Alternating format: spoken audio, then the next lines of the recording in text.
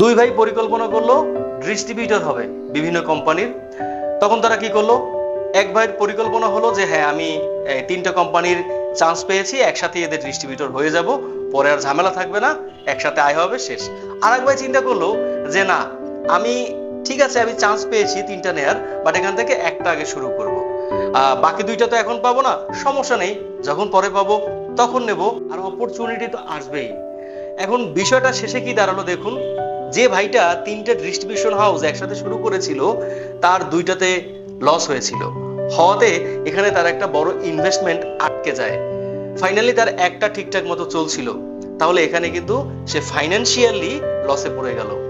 আরেক ভাই কি করলো, সে একটা নিয়েছিল, ওই একটাতে খুব ভালোভাবে কনসেন্ট্রেশন দিয়ে বিজনেসটা সে করেছে, সেখানে অনেক পুঁজি তার হয়নি, কিন্তু খুব ভালোভাবে বিজনেসটা বোঝার চেষ্টা করেছে। এরপরে সেখান থেকে সে নতুন করে কিন্তু ডিস্ট্রিবিউশনের বিজনেস আর দেয়নি, সে চলে গেল আর একটা ব্যবসায়, সেটা হলো ক্লোথিং ব্যবসা। সেখানে সে সেটা তো ভালো করতে লাগলো। তখন বড় ভাই রিয়ালাইজ করলো এবং ছোট ভাইকে অ্যাপ্রিসিয়েট করলো যে আমার পরিকল্পনার চেয়ে তোর পরিকল্পনাটা ভালো হয়েছে, টাকা থাকলেই একসাথে সব ব্যবসা করতে হয় না, বুঝে শুনে একে একে আস্তে আস্তে করে তারপরে সামনের দিকে আগাতে হয়। তো ভেবে চিন্তে বুঝে ব্যবসা করতে হবে, শুধুমাত্র টাকা থাকলেই হবে না।